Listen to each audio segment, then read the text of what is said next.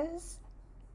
Welcome back to Leaving Hillsong, or if you're a first timer, welcome to this little show about what it's like to leave Hillsong. And today I am thrilled to have Grace, part two of their own set of rules. And this is just a casual chat. We're just going to jump into the rest of the conversation so far, and hope you enjoy it.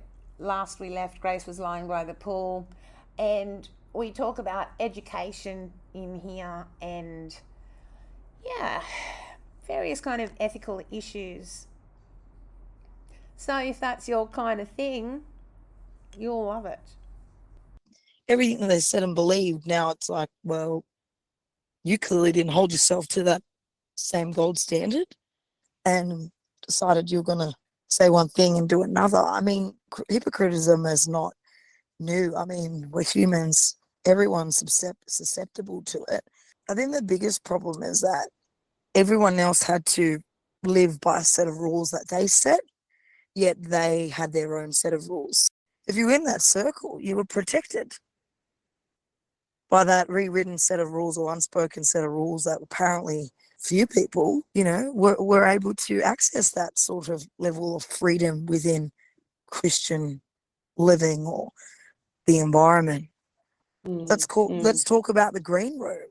I mean, there was different levels of access. So for the completely uninitiated, the green room is the place where the speakers hang out before they go on stage. Yeah, and not everyone, like choir, creative team.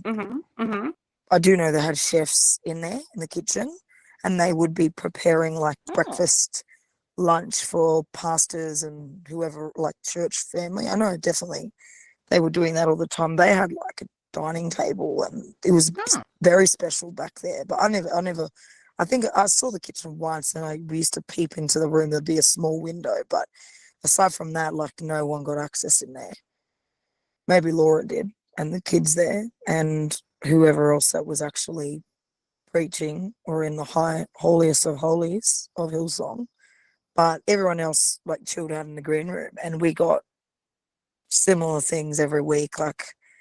There'd be toast, there'd be porridge, there'd be fruit. Majority of the team were volunteers, so because we were up there from about 6:30 a.m., 7 a.m. serving, they would feed us in between services for a breakfast. Nice. Any bacon with that? Just a continental? Or are we talking? I think every now and then. I can't remember. Every now and then. I remember Christmas Day. We had something special. It was we got given a Christmas lunch. We had even appetizer to just be cute, a bit of apple cider bubbly. Things got a little crazy in the green room at times, did they not? So levels of access, you were saying? Yeah. It'd always be a prayer. You always felt like you were one of the special chosen ones if you got to hang around there. And yeah, I mean, eventually it developed into a glam squad that would be doing people's makeup, mainly just the main band. And then there was even a bit of politics with where singers stood. So you were more valuable, more special if you were on certain points of the stage. Oh, okay. So I thought you meant in the green room. No. Bible college students run this green room? Definitely a lot of volunteers. Definitely a lot of the volunteers that were involved. And they were always changing different decorations in the room, themes and all that sort of stuff. But yeah, I mean, that was just always complaining. People are always complaining about the green room. What is all this fuss about? Being special, and I think maybe they had some parameters eventually around who got to go in. I don't know. All I know is there's been talks about how the green room operated in different campuses around the world. I'm not sure. I can't speak to it. I'm sure if there's an American ex-Hillsong College person could probably speak to that a little bit more. because the green room didn't really change too much while I was there. Only that, Okay. yeah, they got more We need serious to about cover the that green catering. room for that. Yeah. Yeah, all I know is they got more serious about the catering and more VIP, more levels of membership. And then, yeah, the makeup, the glam squad, they called it, a whole bunch of makeup artists that were known to church, either you were college or an actual MUA, that was in part of our congregation for a while. And yeah, I mean, everyone wanted to be part of the glam squad, and they'd all bring their makeup. And I'm guessing, like, these days, like, doing a full face is usually for like professional makeup for like TV or whatever, is generally around $70 starting to about, I think wedding makeup for brides like 150. So when you're thinking about time spent and use of tools or whatever, covering costs, it was definitely heavily charged by the Hillsong channel and us getting that contract, which I've heard we've been ripped off. But yeah, because we had a massive employment phase that happened because of the channel. I mean, we needed like lighting operators, sound engineers, producers. We needed a lot of people to do the channel. And then, yeah, everything that ever hit the platform and then in church got recorded and then was now content or potential content for the channel. And then Laura started doing her own channel. I don't know how she. Her own channel. Her own Yeah. Show within, on the channel. Oh. Secret Garden. No, there is no channel anymore. So I wonder where is everyone gone and what are they all doing? I think they were given notice during COVID when the whole Brian scandal happened. I think they were given, like, I don't know what it is, like 30-day notice or 90-day notice of vacating, whatever they have to do. Like, there's obviously legislation around all of that, but the network owners pretty much just kicked Hillsong off their channel. Yeah. I'm saying that I don't know what it's replaced with. Well, it was the Trinity Broadcasting Network, which was the most, like, excuse me to anybody, all due respect, but the kind of stereotypical trashy American TV evangelist channel back in the day. So when they even signed up with them, it was hilarious. Like, it was like, you're what? You're signing up with TBN. Okay. So when TBN dumped Hillsong, and they rebranded it as Inspire TV or something. I don't know where it is now, but yeah, it's like say you wanted to go to the White House and Donald Trump was the president and like they wouldn't let you in. You'd be like, oh, I must be pretty bad if I can't even get into a Trump dinner. So it's like, yeah, if TBN dumps you. So yeah, I just wonder where all that things, I suppose everyone got fired or something, hey? Yeah, it was that would have just been given notice.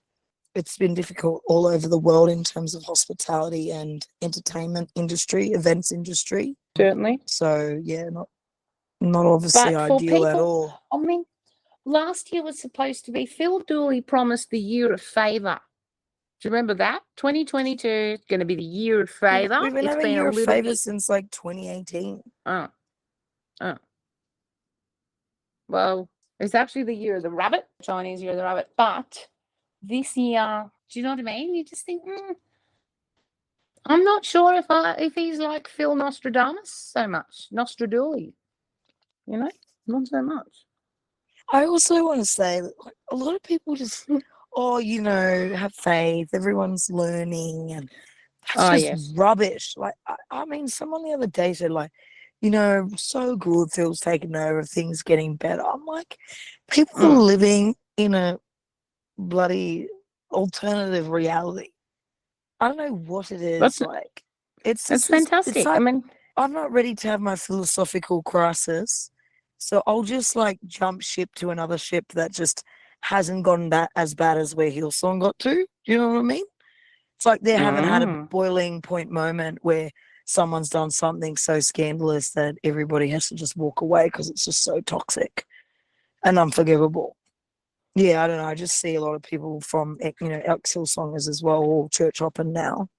And as well, like, you know what, I look back and I meet a lot. I meet a lot of people. I've had a lot of discussions with different people of all walks of life from different places and experiences in the last like month or so. And I've been thinking a lot. I'm thinking, a lot of people have not gotten to the maturity of an adult brain, honestly.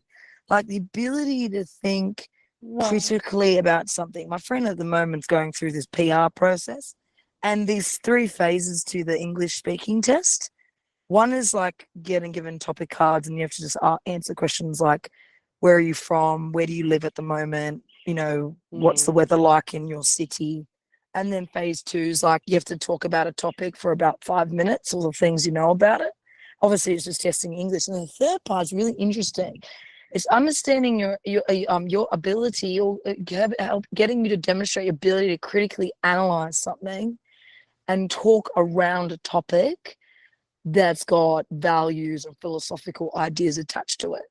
So it's actually meant to test your higher order thinking, but obviously challenging someone who's speaking English as their second language. I was saying to my friend, I swear 3/4 of our population don't even know how to do that stage 3. Like, they don't even know how to speak like that. And I find a lot of people boil topics or circumstances, situations that they've experienced that we could say are crisis points within communities, or, you know, like drama that happens between families, or like, you know, scandalous things. And they just make a snap judgment about the whole situation. And I'm like, yeah, grace is given, but but it's certainly given to people for, you know, human necessity at times to allow forgiveness and space for people to change. But we're talking about like completely covering up and lying about something that happened and pretend as if it's not. And that's extremely immature thinking. Well, just our most recent guest on the episode called Everyone Makes Mistakes is from London, and she tried to get a discussion going in a small group, a connect group or something, about the Brian situation. And, you know, we shut down pretty quickly. So is that sort of the same thing? Yeah, definitely. Look, in the world of therapy, it's saying sorry is one thing. Okay, it's a word. It's got 5 letters. I'm sorry. Sorry has got 5 letters.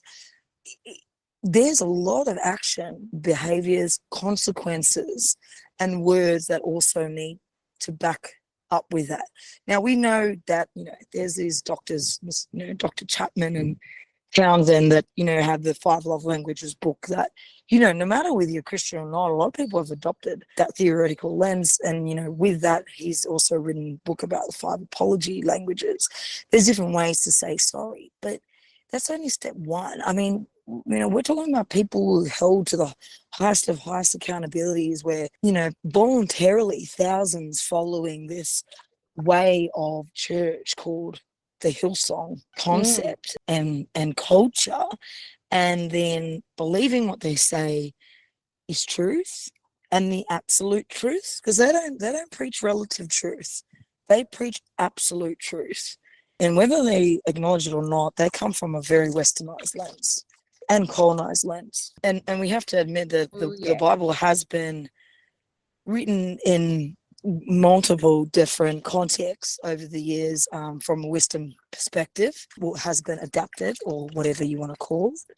And this is, you know, the whole gay debate. You know, a lot of people's point of views are around the context of very particular sentences that have been added or subtracted, or words that have been replaced, and as well talking about context in that day and age, and what constituted sexual immorality, or what constituted sex, the word sex, and all these other things attached to that. Anyway, going back, I mean, that's a historical kind of separate conversation, but just trying to understand that, you know, acknowledging a sin, aka a behavior or action or thought that doesn't align with what I guess set of rules are for humanity to live a prosperous life and to enter, I guess, heaven. Isn't that the whole point at the end of the day?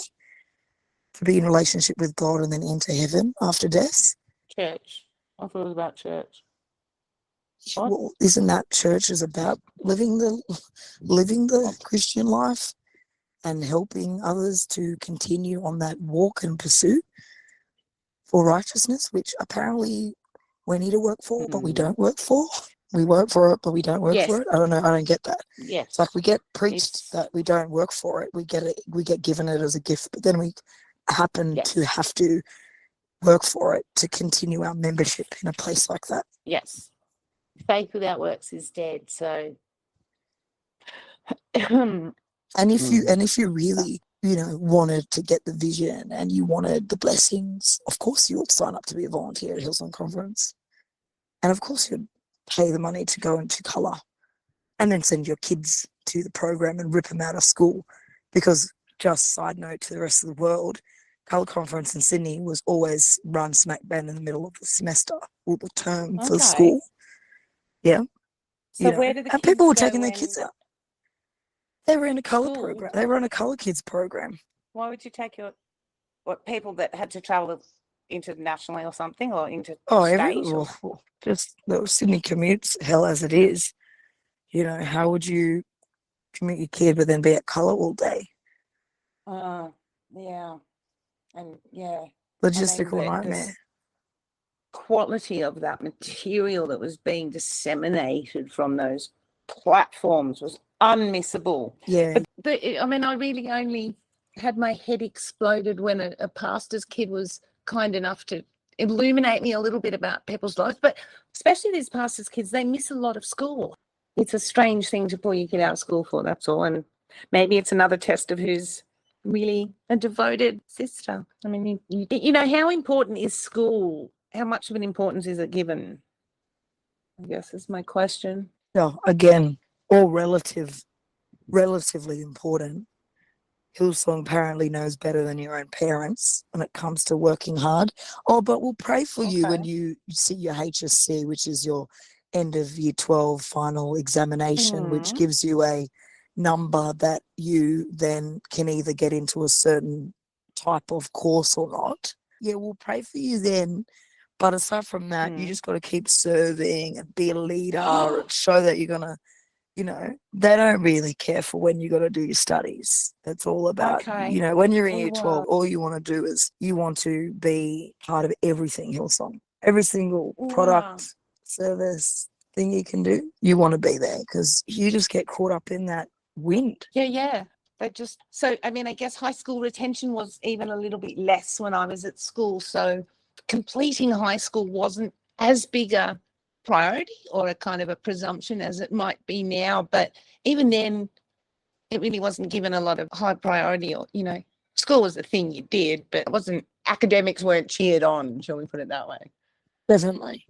Because knowledge of the world and getting a university degree was way lower on the. I've talked about it before. You were primed to go to Bible college because you were a leader and you were going to be chosen and you were so special. And then you're going to be an RDG leader, and then you're going to be, leading the youth ministry, whatever. It was the same story, different day, different generation, different year.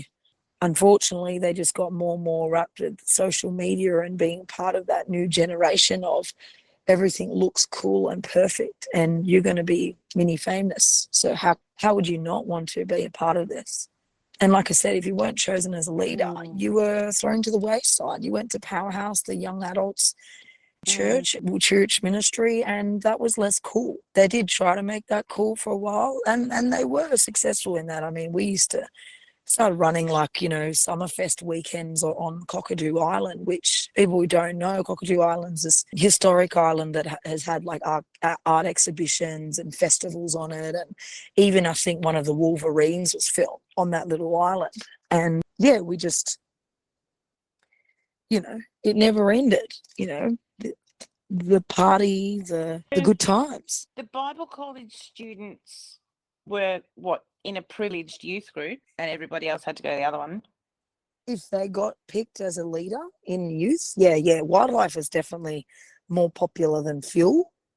You were the coolest if you were a wildlife leader. Okay.